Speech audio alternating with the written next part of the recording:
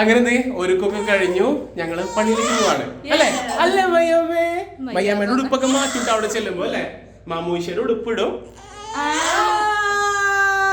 കയ്യിലല്ല ഈ ഉടുപ്പ് മാറ്റിയിട്ട് അവളുടെ മാമോദീസയുടെ ഉടുപ്പുണ്ട്, അതായിരിക്കും അവിടെ ചെന്നിട്ട് ഇടുന്നത് അല്ലെ?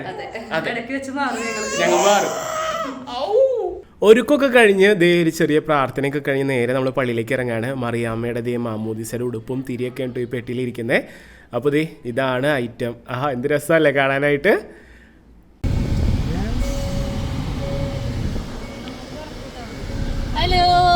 ഞങ്ങൾ പോണേണ്. വണ്ടിയുടെ പുറകിലിരിക്കണതാണ് പെരിഞ്ഞപ്പനും പെരിഞ്ഞമ്മയും, പെരിഞ്ഞപ്പന്റെ കുട്ടിയും അപ്പച്ചനും അമ്മച്ചനും നേരത്തെ പോയിട്ട് ഉറങ്ങി തുടങ്ങി. നിന്റെ മാമോയിസൻ ഉറങ്ങല്ലേ ഉറങ്ങല്ലേ. അതന്നെ, ബൈബിള് വായിക്കാൻ റെഡി ആയിട്ടിരിക്കുകയാണ്.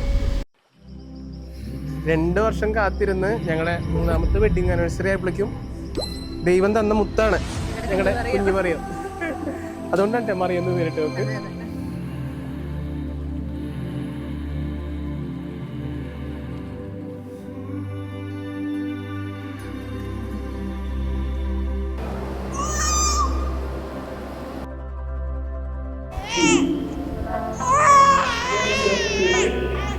കുറെ നാൾ കാത്തിരുന്നു, പിന്നെ ദൈവം തരുമ്പോൾ വാങ്ങാന്ന് വിചാരിച്ചു. അങ്ങനെ പ്രതീക്ഷിക്കാത്ത സമയത്ത് തന്നെ തന്നു. വളരെ എന്താ പറയാ, സർപ്രൈസ്ഡ് ആക്കി കളഞ്ഞു അല്ലെ? സർപ്രൈസ് ആക്കി കളഞ്ഞു.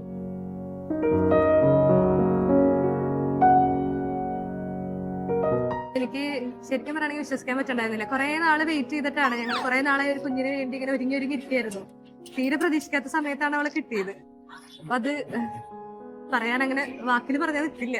എത്ര സന്തോഷം.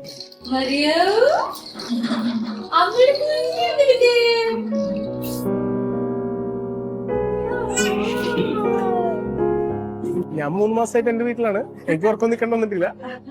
ഉറക്കമൊക്കെ നിൽക്കുന്നത് വരാണ്. അതുകൊണ്ട് ഇനിയാണ് ഞാൻ അറിയാൻ പോകും.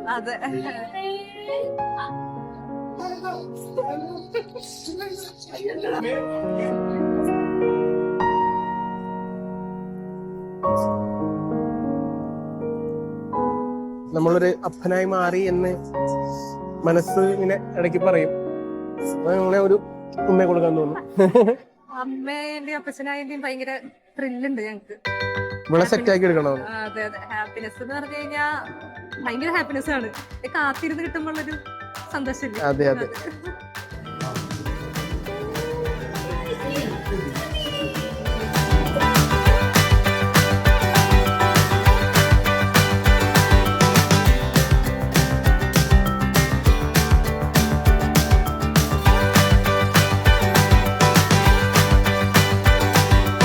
ഇവള് പാവമാണ്, എന്നെ പോലെ തന്നെയാണ്. അപ്പന്റെ സ്വഭാവമാണ് അല്ലേ? പാല് കുടിക്കുക, പക്ഷെ ഇന്ന് ചെയ്യ പ്രശ്നമായി. മാമോദീസയുടെ ചൂടും വെട്ടമൊക്കെ വന്നപ്പോ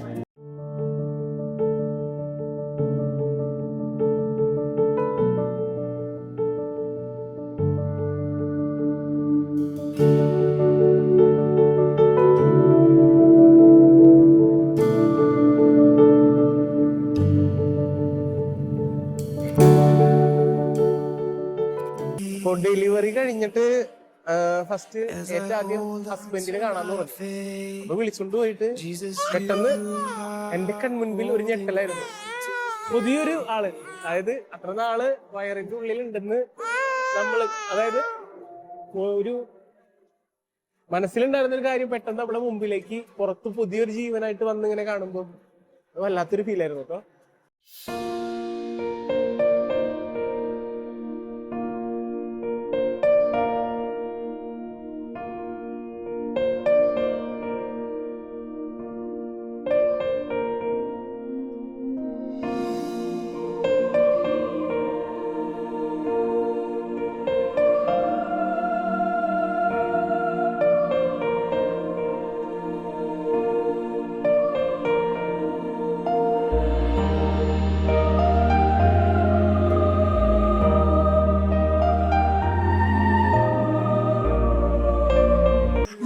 പറഞ്ഞിട്ടുണ്ടായിരുന്നു അപ്പച്ചന്റെ കയ്യിൽ എന്നെ കൊടുക്കണം ഉണ്ണീനെ.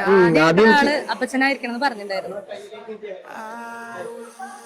കയ്യില് ഇങ്ങനെ തന്നു കഴിഞ്ഞപ്പോ വല്ലാത്ത സന്തോഷം തോന്നി. പെൺകുട്ടിയാണെന്ന് കേട്ടപ്പോ ഡബിളായി സംഭവം.